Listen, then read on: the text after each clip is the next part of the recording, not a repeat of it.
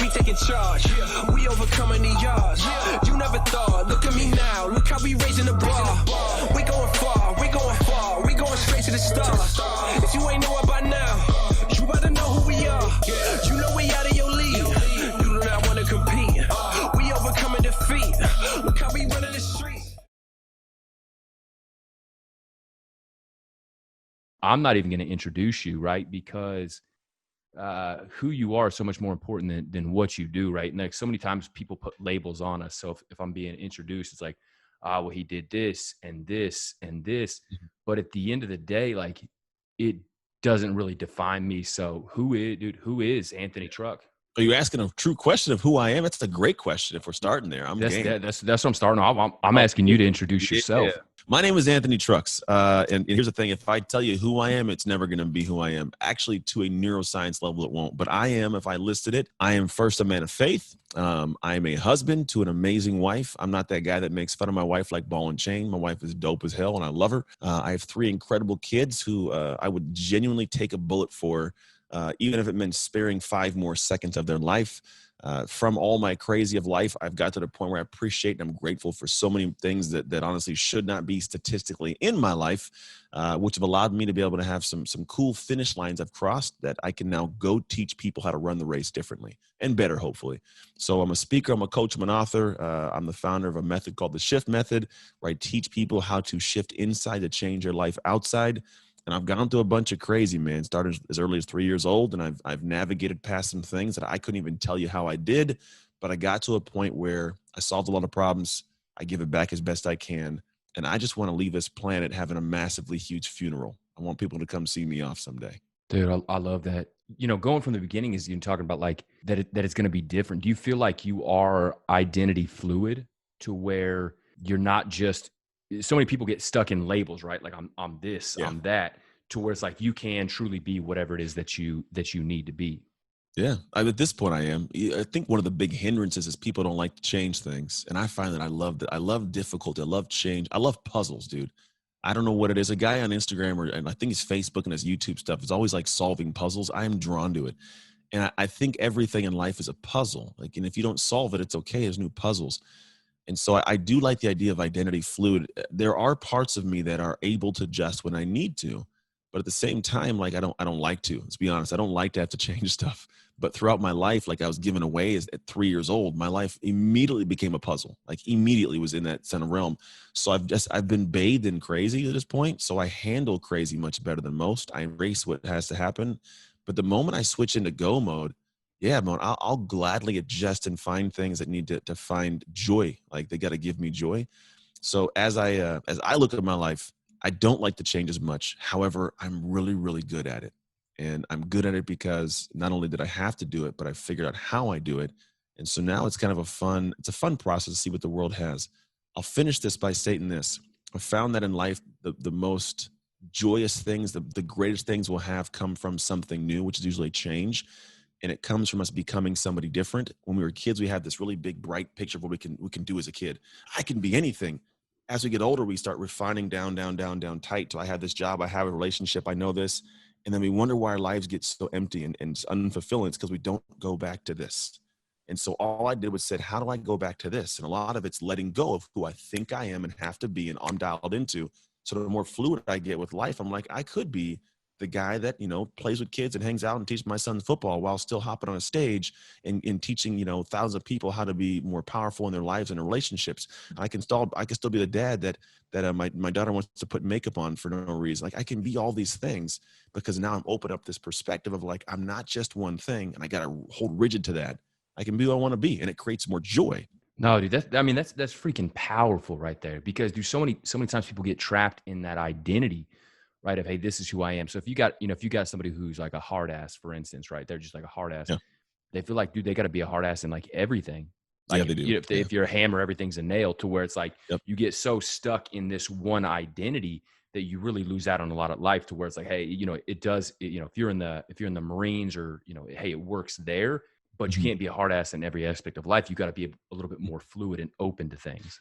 Yeah. It's funny is there's this thought that we as human beings, we navigate our identity, we shift things. But I think a lot of people, they do get stuck into a position and they protect it. There's actually a grid that does this. It breaks it down. Eric Erickson had a structure to it. And I kind of reframed it for myself, just language wise, to make it easier to teach. But you always are either searching for identity or you're open, or like you're pretty much, like, I'm sorry, locked in. So you're searching, you're locked in. Either I'm searching for stuff out there or I'm locked into who I am. And what happens, those who aren't searching and aren't locked in, they're lost. They're just like, I'm floating. It'd be like, we'll call it the bottom left, right? Then you have people who they are searching, but they haven't locked in yet. They are open. I'm searching for stuff, but I don't know who I am. And I'm trying to see what the world has to give. I love these people. They're free flowing, figuring it out. Then you have people who are locked in, but didn't search. My family said I'm a doctor. I'm doing this. And they get to the back end and go, man, life is empty. I don't even like my job or myself, right? They're closed off. The top one is like, I went searching, took some time, found who I wanted to be and locked myself in. I'm found. I'm this person. And they feel joyous. They feel settled inside. That's how I call it. Like they're settled, they're peaceful. But even those people get to a point where like, I've had some success and now, man, I don't know if I love this job I spent 15 years climbing towards. And they feel like they're stuck there and they get locked in, like the person who is closed off. What you can actually do is switch back to open. Go start searching. All you do is start searching. You could be that person, like disconnect for a second. You're not just the CEO. Go search, man. You want to go like take up trapeze, bro? Go take up some trapeze, jump around. But in that moment of open, you get to find out what else you can do in the world. And our world nowadays, in the history of man, is better suited to go and see and do more. Then when you find something, lock yourself in, you're found again. And that should be the kind of pivoting of life. That's your fluidity you're talking about. I'm locked in, I'm found, I know who I am. I want something more. Let's go back and open up and go back and forth. I've got a theory, right, on why people don't do that. I think that because of the day and age in society is like, dude, we're entertained like we've never been entertained before, right? If I'm feeling down, because two things make us change, right? Pain or a mentor. And if things are painful, we can hop on social media, get some quick instant gratification to where we never truly have to change, right? Because it's like, all right, it's painful, but it's not painful enough. Why don't people do that? Why do they get stuck and they can't see that there is more and do something about it? There's not enough pain, man. There's a story that I'm not going to say that I created this story. I got it from someone on my podcast, and I love this story because this question pops up. And so this guy walks up to this dude in a chair, farmer guy. He's got a little dog next to him out in the countryside, and somebody walks up, says, "Hey, do you know where the closest gas station is?" And as he walks up, he hears this, it's moaning. Yeah, goes, "Yeah, you go down there and you hit that left turn there. It's going to be the gas station." And then he hears a moaning again.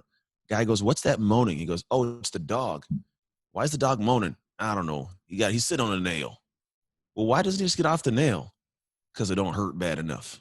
Like there's this thing that a lot of us have this pain and we'll just moan throughout our lives, but it just doesn't hurt bad enough. To be honest, I played in the NFL, dude. And so I love sports. I love the intricacies of what it can teach you, the microcosm of the world of how to handle people and deal with stuff. But I don't think that there's a benefit to watching sports the way Americans do. Because here's what happens. 53+% of us are unhappy with our career. We hate our job Monday through Friday. Saturday comes when you can do work to build a new life, a new hustle, to make more money, to change something. What do? Spend all day cleaning the house and preparing for the game on Sunday. Sunday comes and I eat some food and I watch the game and I get out of shape and I don't like myself in the mirror.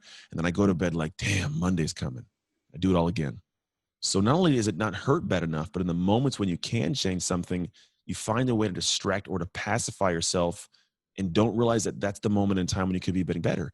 And then here's even the worst part. When you see somebody else doing something, you have to make one of two choices.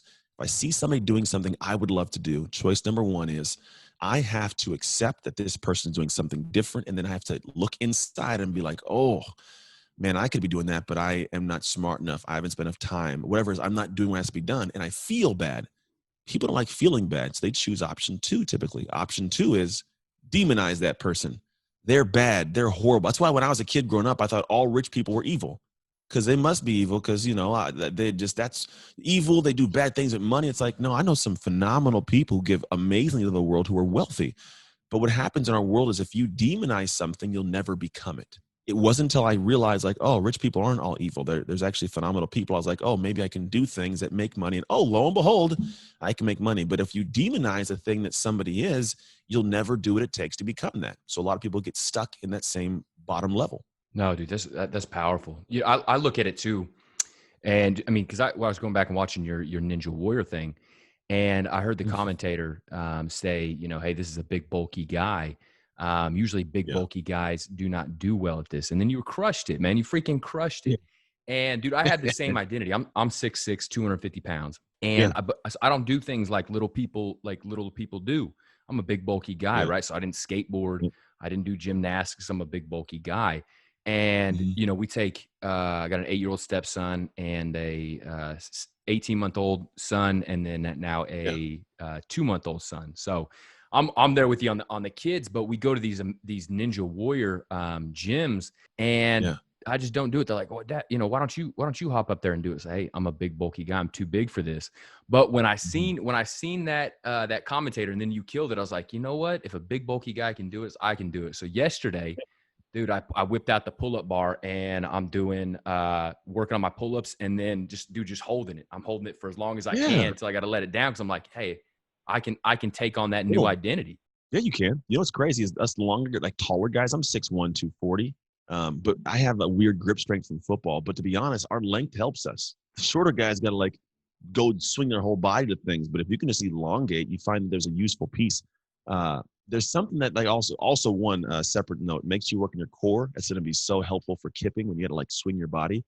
But here's one thing I realize that a lot of people don't grasp, and they live their entire life missing this. When I did Ninja Warrior training, I did a lot of grip strength stuff, and I would research like how do you increase your grip strength? Because I'm a heavy guy, I got to be able to hang longer. What I found was if you were to cut your pinky off and not use it, you would lose 50% of your hand strength. Now, when I ask people, what's your, the strongest part of your hand, they always would say, oh, thumb or the index finger. And every finger is special. The thumb is the thumb. It's special. The index finger points and uses our phone, right? The middle finger can flip people off. That's The right. ring It's on finger all put the four. ring on.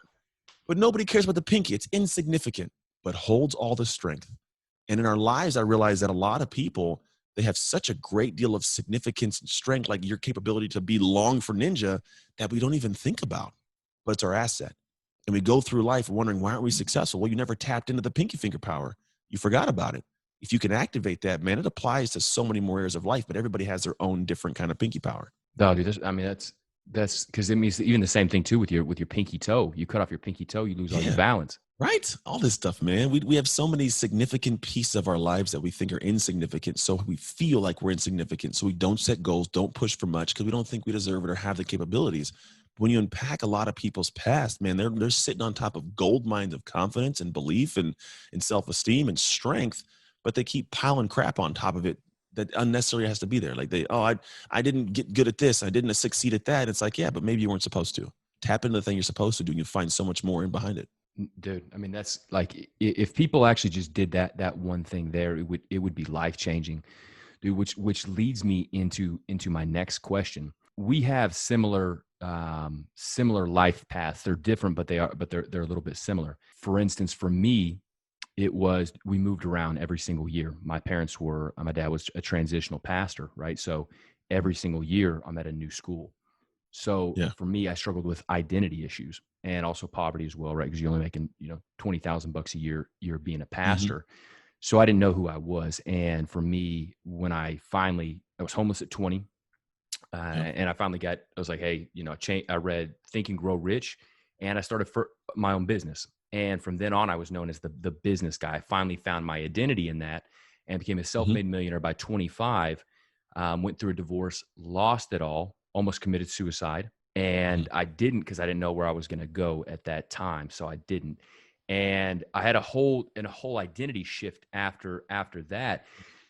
Going back in your story, being an orphan at 3 and then being adopted by this family at 14 by this all white family, and not growing up in Black culture, dude, how was it? How did you find your identity? Because that doesn't really mesh together. No, it doesn't at all, man. I lost it. It took me years to find it. And I don't think I've even found it. I just have a greater grasp of the fact that my identity it's a box full of crayons, man. It's all in there. So here's the big thing. I think for me, when I look back at my years at 3 years old, I was always having a bunch of different identities thrust upon me, right? And we do this in life. We reactively deal with life. I was given away at 3. I'm put in these foster homes to do some heinous stuff to me. And I end up at the 1, and I'm there for 8 years before I was adopted by the all white family. I'm horrible at football when I try to do it. My mom gets diagnosed with MS. I actually get better at football. I get to the point of, getting good enough to where I have a new identity of like great football player, get a college scholarship, go to college. So I'm the football player with all that. My mom, she's battling her sickness of MS in the background. I have my fiance come to college. We have a kid. So I got a kid. I'm this new identity of a kid. I find my real dad in my sophomore year of college. Then I'm doing football, and football goes from college to the NFL, and I'm an NFL guy. Then I lose all of that, and I come home. I have a moment like yours, my man, because those dark moments, they come, bro. And then I lose my marriage. I'm a parent of 3 kids now at this point. The 3 kids have a non-present dad. My businesses suck. I'm out of shape. It's all this up and down. And I think the entire time is I thought I knew who I was, and I didn't. And here's where the concept hopefully will land for a lot of folks. In life, we're always working towards things. If anything, we're always working, right? We're doing something and we're trying to create something. The fruits of our labor, the fruit is actually kind of who we see ourselves to be. We are this fruit. We're this apple hitting on a tree, right? And then all of a sudden, the apple falls off the tree. And like any apple, like it's okay for a little while. It can sit in the ground. We scoop it up, take it to the market, it goes in your house. But after a while, 15-second rule.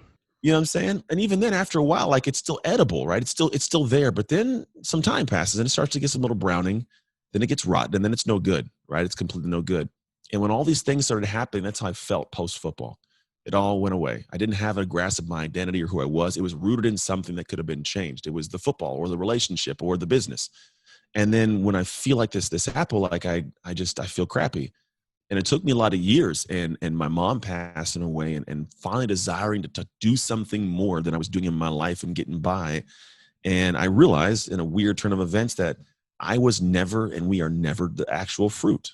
We have always been the tree.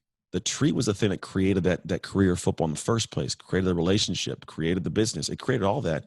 But what happens is if you're a farmer and all you worry about is the apples in the ground, you never take care of the tree, all the rest of the apples die. You're not watering it. You're not pruning the branches. All the apples die. So when football died for me, I lost my relationship. My marriage fell apart. Parenting fell apart. All of it did. And so for me, it's like the navigating of my identity only took place when I got to the concept of like, oh, damn, I'm the tree. I'm the one responsible for all these things dying around me. So let me go take care of that tree, man. And so the way I look inwards and how I work on myself is what I teach my clients. And when you do that, man, the rest of the things, the fruit starts getting thicker and beautiful, and you can prune and you can have these amazing branches of fruit on there. But that's kind of how I've had to navigate the identity. It's just conceptually like that. Understanding it's always going to be a matter of, do I take care of this tree that takes care of all the rest of the fruits in my life? I mean, I'm a little bit like mind blown too, because there's not too many people that think like this. You know what you said there, where it's their identity is rooted in something that can change. I mean, look at COVID, right? With all this stuff going on, is so many people were, commercial real estate's going downhill because nobody needs it anymore. And to where people's identities were formed in these things that can change. And when circumstances come and take those away, it's like, it's who are you? Yeah, 100%, bro. It is not what you know. It's who you are with what you know. That is that's the one thing I try to get into people's heads. And a lot of my work, it's not concepts. Like I'm giving concepts now. A lot of it boils down to very clean specifics of when I was in the NFL, dude. I learned how to strategically plan at a world-class level and plan big championships, right? Trying to win Super Bowls, trying to win, national championships. How to execute that plan when I didn't feel like it. When my ankle hurts and it's the middle of a game, my back hurts, I still have to go full speed and hit this dude and execute that play. And then am I disgustingly consistent off the field so I can wear you down on the field? That's it. Am I consistent in my game of life? So when I'm playing on the podcast and the stage, on coaching calls, in sales calls, have I done the work in the background to where I show up confident I'm the dude and I'll wear this opposition down? And so when I look at a lot of the different things we deal with, too many people, man, they are rooted in a concept and don't realize that you can't actually adjust. But man, you got to do the work in the dark. A lot of us don't do the work in the dark. So we show up and we struggle in real life. I mean, how does somebody even, because for me, I didn't have a choice. Like I had to become this person. Like I didn't, if I could have gone, when I was homeless, if I could have gone home and stayed with my parents, I would have, but I just didn't have a choice. So I had to grow.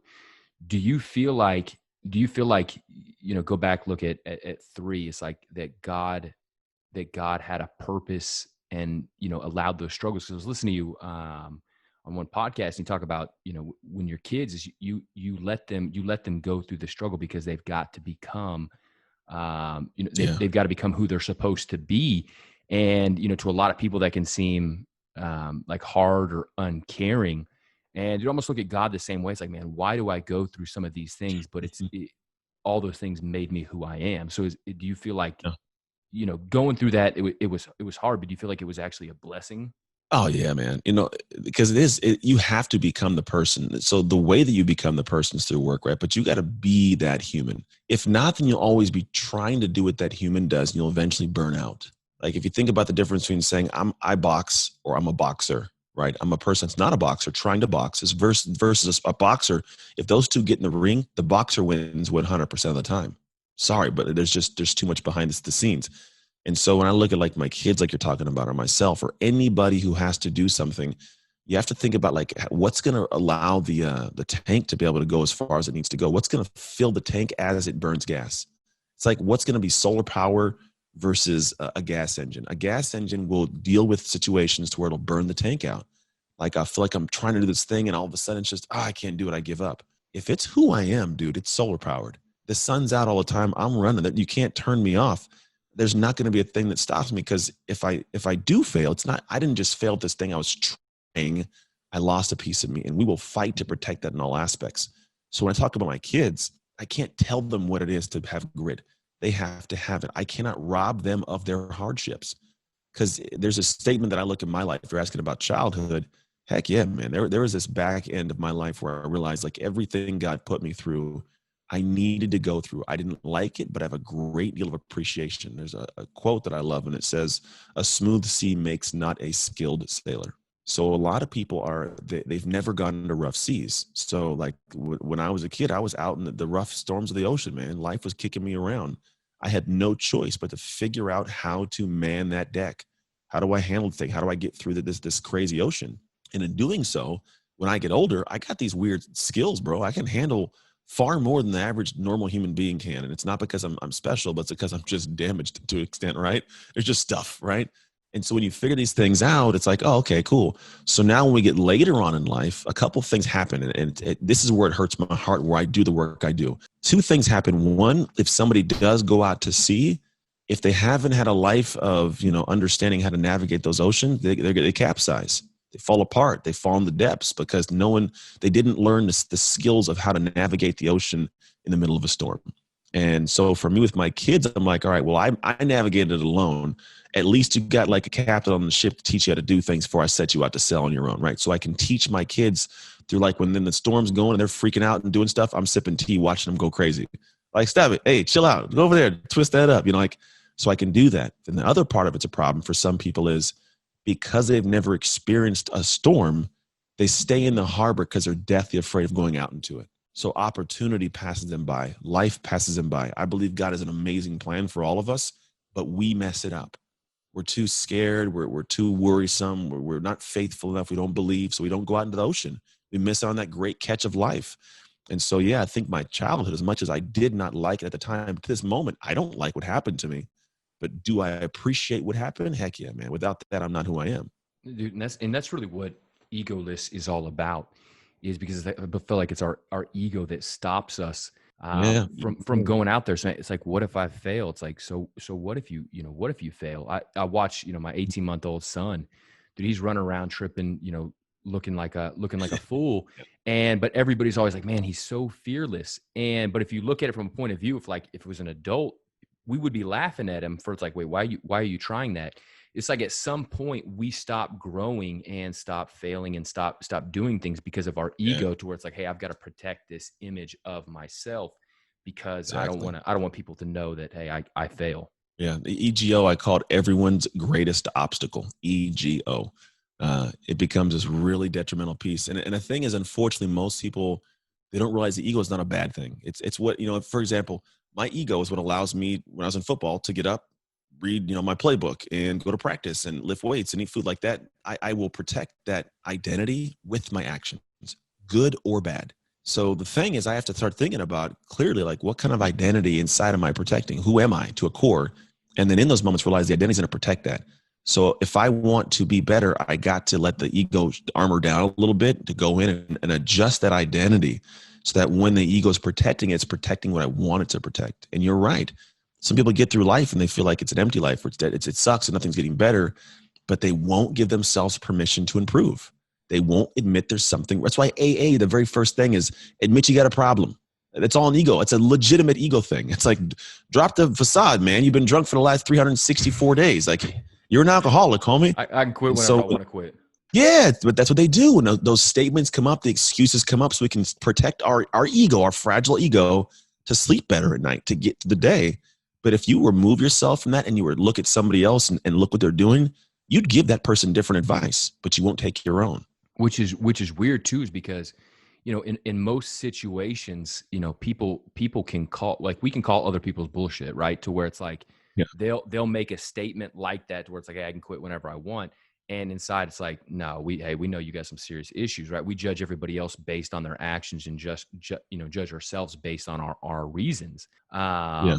And it really is, it's almost a lie, because they feel like if I expose this, people aren't gonna like me, or people are gonna judge me. It's like, people see that already based on your actions. Like, they Yeah, they know that do. you're not what you're pretending to be. Yeah.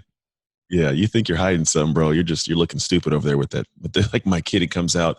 I didn't eat the cookie. It's all over your face, man. I didn't eat it though. Yeah, you did eat it. Just admit you ate the cookie. Yeah. And it's just, And dude, I go back, right? It's human nature. You go back to the garden, right? When Eve ate, and the guy said, hey, did you eat the apple? It's like, oh, well, it's the woman that you gave me. Like, yeah. and I almost, dude, almost like, if we lived our life without excuses, right?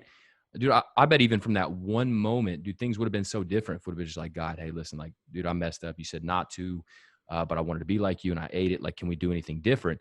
Instead of putting Mhm. the blame and lying about it, like, I almost, dude, wonder where we would be at differently just from that one decision. But even fast forward to our own lives, to where it's like, I call them Uncle Ricos, right? Have you watched Napoleon Dynamite? Oh yeah, but come on, man. Un-American to not know that movie, Hey, bro. if Coach would have just put me in, we would on the state championship. He's filming himself throwing the ball. If only this would have happened, putting on so many, that's so many people are Uncle Ricos, where it's like, man, if only this would have happened, I would be there. Path to hell is paved with good intentions, man, and good perspective. It's never that though. It's I don't like to live in that place. I guess the way I look at it is, it's because there's so many endless possibilities. I got to choose the ones I have and make them right. And I guess because I believe there's a bigger plan for me, although I have will, I have freedom. I still think there's an end result we're supposed to make our way towards. And I think people don't like that, because then that means they don't have control. You always got to control, man. You always have an opportunity. But I think the place is pretty good we're supposed to go. But I think when you say, I want to have control over it, you're usually breaking it. It's like someone that takes a new business over and changes everything before they figure out how it runs. Like, yeah, no, it was already running smoothly, bro. You broke it. Like, you let the rest of the world in. You started doing drugs and hanging out with the wrong people. Stuff you knew was wrong, that mom and dad told you was wrong, but you still did it. So yeah, you had your control. You broke it. It's your fault. Exactly. I mean, at the end of the day, we got to all look ourselves in the mirror and just say, hey, you just didn't want it bad enough. Yeah. When it like, so you really are an anomaly, right? Because and I mean, it was even listening to the podcast too, where you're talking about like black culture and white with all this stuff going on, to Yeah. whereas you really, because of your upbringing, you really don't carry a label, to where, kind of going back even to where it's identity, is where it's like, you can see both sides of things. I feel like the reason that we have these labels is for control. Like, I feel like there's a much bigger system, right? And if somebody is black, if that's their label, then they've got all these negative stipulations that go along with that label, right? Then if you're white, then you have all these other negative labels that go along with that. No matter Yeah. what, whether you're a woman, whether you're a man, when you label yourself, there are those negative stigmas. And I feel like that is used to control the masses, because then what's going to get under people's skin, right? Hey, I know, if you're a woman, I know it's going to get under your skin. You're not as good as men, or this. Like, people just stay upset. Do you feel Yeah. like because of not having those labels, is I have to identify with all of those negative things that even though, right, maybe somebody said something to you. I was listening, you're hearing about, guy saying racial slurs, but you still don't Yeah. have to identify with those negative labels. No, I do. So I guess the thing is, the labels exist, and I think negative's a perspective that somebody else placed upon it. Because you can ask somebody like black man, and somebody be like, "Oh, cool," so, and black man, "Oh, bane of the earth," right? So I guess it's who's labeling me. Yeah, and I'm I talking about more so of not like there are certain people, but I'm just talking about when it comes to like culture and then the way that it's yeah. represented. Definitely. So like I was definitely in head there. I think so. With the perspective of like I'm a black man. Like I did. You look in the mirror. I got a like an afro on my face for the beard. Like I'm a black man. It's cool. I didn't know if it However, was the lighting or something. however, I don't subscribe to the ways that I think that I have to operate based what somebody else would deem, whether it's my own culture or somebody else's. So just so there's people in my world, black guys shouldn't be doing what I'm doing. No one wants to hear you, get out of here, that kind of thing. And they got the black people, they're like, you should be a louder voice for our people and that kind of thing. It's not, I'm not going to say I don't subscribe to either one, but I think that duality wise, like I can help black culture by doing something that people would deem as respectful. That helps the culture. And if I don't have to wear a sign on my face that says I'm doing it for culture. I'm doing it for Ant, right? But I'm a black guy and I'm aware of that. So if it helps the people move forward, I'm cool, but it's not the reason I'm doing it. I'm doing it because it's what my heart says to do. My family wants me to do that. Then also on the backside, there's a lot of people that don't want to see you climb, whether you're black or white. So I'm going to do what I do, and I'm not going to let those people kind of press into me something that would adjust how I operate to affect my outcome, because then they win, right? So I guess the way I operate is literally in my family. We have conversations like, look, this is the world we live in. Doesn't mean it's right. Doesn't mean it's wrong. It just is. But here's what we're going to do. We're going to do what the hell we do, man. We're going to go to school. We're going to educate ourselves. We're going to speak properly. We're going to be nice to people. We're going to show up. We're going to go out of bounds. We're going to be the thing that makes people go, oh, damn, I didn't know people like that existed. And that has nothing to do with a race thing. Now, yes, if people do put these negative connotations, stigmas on me, hey, that's their problem, man. I'm not about to operate out of your weird brain. I'm going to do what I do, and I'm going to enjoy my life. And you do have people that do have their stigmas. And we were outside of restaurants, me and my son, a couple months ago in Reno, and some guys, nigger this, nigger that, back and forth, yelling it. And it's like, to the extent of, there's other people coming around, like, figure what's going on. And I was calm, man. What am I going to do? Let this guy make me feel bad about my skin? Really? Like, I'm going to let you do that? I was like, man, get out of here. And I eventually got the guy to like walk away. I got other people, like white people crying, white women, I'm so sorry. And I don't want to demean their feelings because I respect that they respect it. But at the same time, it's like, you just absorbed that guy's negativity. That's why you're crying. There's empathy to it also. I just didn't absorb it. And if I don't take the gift, I don't have to then carry it with me. Gandhi had this really cool thing that it was years ago. I heard a story about him, and he's in public, and somebody says, walks up to him, and you're a horrible person. You should die. And he says, thank you. No, I don't think you get it. You're a horrible human. Die. Thank you. The guy gets frustrated. He walks off. One of his followers comes up. Gandhi, how could you let that guy say it to you? He says, well, if somebody comes to give you a present and then you don't accept it, they have to walk off with it. So in the world we live in, these labels, I just don't accept the label. And so people get pissed. It is fine. Like, you can get pissed all you want. I'm not going to label myself as something that I don't feel I need to have. I'm just going to live my life according to what I know humanly in my book is right. And everything else you placed on, that's all placed by you. I don't have to take those gifts. Dude, that's powerful. I mean, I think really what it boils down to is when your identity is, hey, I'm powerful and I'm the shaper of my destiny, it really, it really doesn't matter what other people try to throw on us, because I mean, dude, at the end of it, like, race is skin deep, right? You go to our organs and our, in our brain, dude, it's all the same, and our brain perceives the world around us. But we, because I look at our bodies like suits. I mean, these are just housing suits right now for the world that we live in. But when you can adopt that identity of power, it's like, hey, I'm great. I can do whatever in the world. I think that's when it opens up. And there is no more negative, there's no more negative stigmas to where it's like, hey, I don't have to think like this. No, it's indifferent. It just is. It's an indifference. The thing is the people that are most successful are those who just don't stop. There's a momentum. It's like, like a flywheel, and this thing gets spinning. It's hard to slow them down. Trains have them, back in the day. When there's momentum to it, man, it's really hard to stop them. They'll take your finger off, dude. It just goes. And the problem with a lot of people is they let individuals stop them in the middle of starting their flywheel over and over and over. I put myself out there. Somebody says something. I feel bad. I tuck away. I start the business. It doesn't go well the first time. I tuck away. But I never get the flywheel spinning, man. When you get the flywheel spinning, it you can take it. There's nothing that stops. The identity of who you are takes motion, and now it's unstoppable. It's who you are. But when people let the rest of the labels slow them down or stop them, they have to put all the energy back into restarting, and it's draining after a while. I don't want to restart. I don't even. I give up, right? And that's a lot of people live their lives, unfortunately. And that's that life we're talking about having. It's a flywheel spinning. The only way it slows down is if you let somebody come slow it down. Like, you can't give someone the keys to drive you crazy, man. Don't let them get in. Don't let them say the things that slow you down. I just do what I do. I definitely get my messages. I mean, I get them. I experience the world. But at this point, I smile at it because here's another piece that I've learned. I got a lot of joy in me, and people who don't, they want me to come to their level. And what they do is they try to come in and they'll try to rob it from you. And I've never found an incredibly happy, joyous human who's tried to make me feel bad, to knock me. Like, it's all everything from the racist statements to the angry statements of whatever I do, or you're a money hungry dude because you're making people pay for your coaching. I'm like, I'm sorry, that's my living, right? And I can sit there and absorb that, but I'm like, hey, this person's in a funky place. And that for me wants me to give them compassion as opposed to giving them anger. And so that's really my disposition for folks.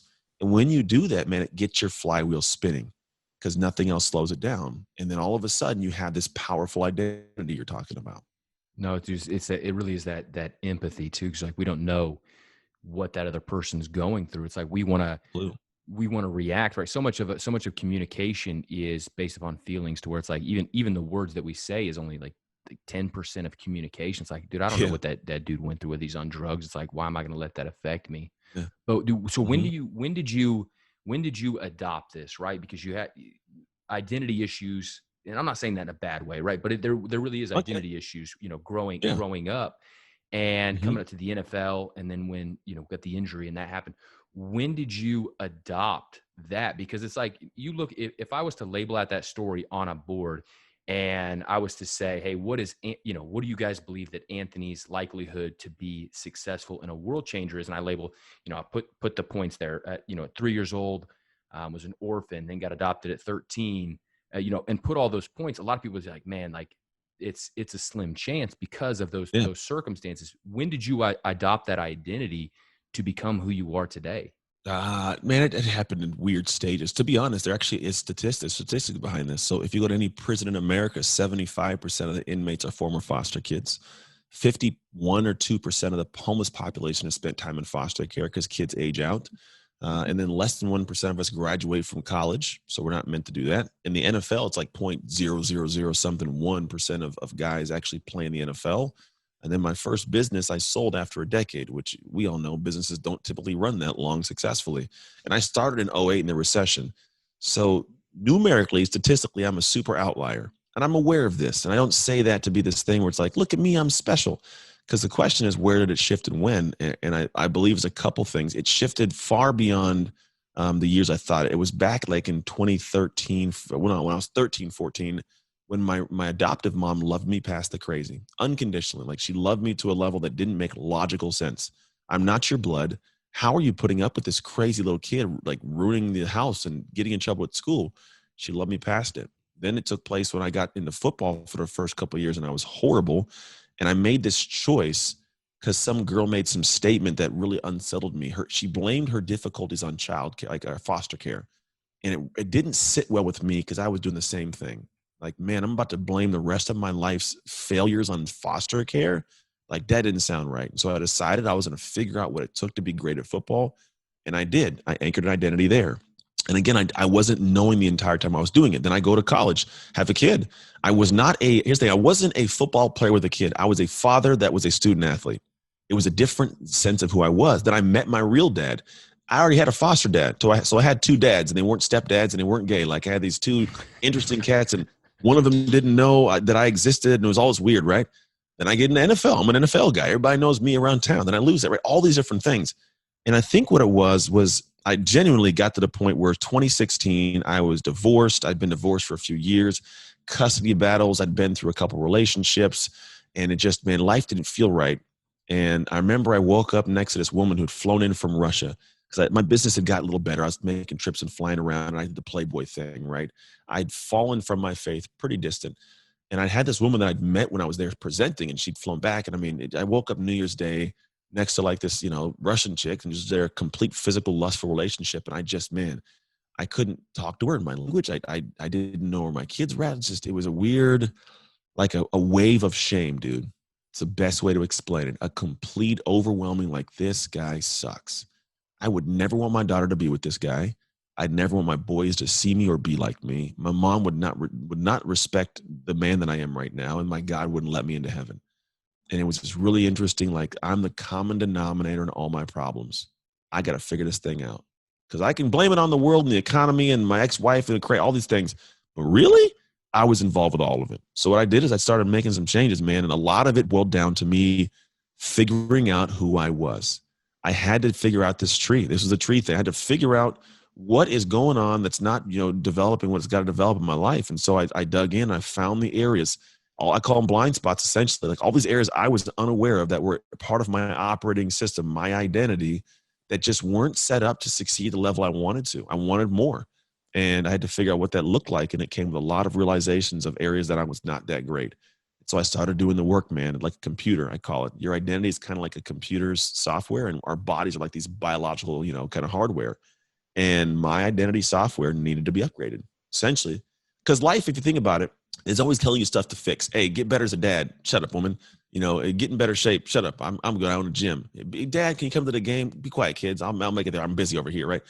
Life gives you alerts like a computer does. Hey, do you want to update? Snooze. No, come on, do it now. Snooze. And all of a sudden, the program stopped working. Zoom's not working. Chrome's not working. And tells you, hey, dude, update this thing. Fine. Hit the button. Wait for it to download. Then I got to upload it. Now it runs smooth. Life's the same way, man. I started downloading the hard way all the aspects of my life that were just, man, these are difficult to accept. Where I had a problem in the relationship, in the business, my parenting, I downloaded it, the hard, long journey. Then I started uploading different actions in my life. The more I uploaded the actions and did different things that really were difficult, I had to have a plan I could trust that I just was hard to follow, but I had to follow it, right? Execute on it, whether I liked it or not, and be disgustingly consistent in doing so. I reshaped like my entire programming system. I upgraded the system. And then now when the snoozes come up, I'm like, all right, I got to work on that. Hey, Dad, man, you've been in the working all dang day. All right, I'm going to work on that. I'm going to cut it off. My wife, hey, got a little extra LBs there, hubby. All right, I'm going to work on that, right? So there's little things that come up, but I don't snooze them anymore. I take it in right now. And that's kind of the living, breathing aspect to it. So I wouldn't even say I knew who Anthony was until I was probably, about 32 years old, man. 30, 32 in that window. And all of a sudden, it's like, that's who you are. Oh, I don't know if I like that guy so much. Let me work on him. And in doing so, changed my life, man. Dude, and going through all of that, there's so many people now that you're able to help because of that. Yeah. Where it's like they don't have to go through all of those hardships, right? We either learn from pain or mentors. Hey, you don't have to go through that pain. And so I know we're coming up on time. So my last question for you is, dude, what is now? What's your focus? So many people ask, what's next? It's like, for me, it's always like, what's now? Because, dude, what's next is, I don't know, like it could change. So what is now for Anthony Trucks? Yeah, right now, man, I love coaching the clients I coach and the speaking. I got a book coming out in May, which is called Identity Shift, which is more of the concepts behind the scenes of everything I'm talking about. I realize that nobody's really anchored down identity. There's some aspects of outliers of, habit books talking about identity, people talking about an individual you can activate, as the individual you need in time. But I'm like, how do you become that human being operationally all day without ever getting tired? How do I become the person who has what I want most? And so I created what's called the shift method. And it's something I've been running people through for years, but it really has it has a duality to how it works. There is the part of the human that is always struggling with the internal pieces, the confidence, self-worth, self-esteem, imposter syndrome, right? There's always those things running. There's always a desire to achieve something. And what's crazy is, like, whenever you're looking at what's called the two journeys of a hero, you have the achievement and transformation. You would, like Mighty Ducks, they achieved the thing, but really what it was, transformation of Goldberg to Goalie and the Bash Brothers and that girl wearing a dress now, and even Emilio Estevez is a new guy. That's the transformation while they achieved. And what I realized is people They'll work on one or the other. I'll try to achieve, but I won't take heed of who I'm becoming and transforming. Because when you're achieving something, you're doing things, you're becoming somebody. Some people get to the back end and go, man, I'm a horrible dude. Like, and I'm a horrible woman and I hate myself because they didn't think about the transformation. Then some people think about transforming all day and want to transform and do that, but they don't realize, yeah, but you got to achieve something to have a true permanent transformation and feel it's you, or you'll feel like an imposter. So the shift method takes into account both of those. They happen simultaneously. We structure who you want to become before you even get to work. Then we have you get to work in a very strategic way that teaches you how to plan, execute, and stay consistent. So you're always measuring what I'm achieving, because that's the goal, to achieve something, but also who am I becoming while I do it? And that marriage, that kind of beautiful dance will be put together. So when people get done, they have shifted into this new internal human being, and their life outside changes, because not only have they achieved something really cool, but they're a person they like to be while they have it. Dude, that really is that's a sustainable thing. When you talked earlier Yeah. about that story where you said it, it's not your story, it was somebody else's. Like, I go back and I look at, through humanity, and I feel like all of those stories are mine in a way, right? Because we can all be evil and we can all be wrong if we were to go off on that trail. So anything that people have done, I can learn lessons from. And talking about that shift, whether, over achievement, nobody worried about transformation. I've got a signed card from Lyle Alzado. You remember Lyle Alzado, the most feared man in the NFL. Like, this is the guy that Yeah. coined that term. Is like, I'm going to rip your head off and shit down your throat. Like the dude was an animal, and his whole life, it's all he wanted to do was win an NFL championship. And when he finally won it, he was miserable because he was so Empty. focused on that achievement and that goal.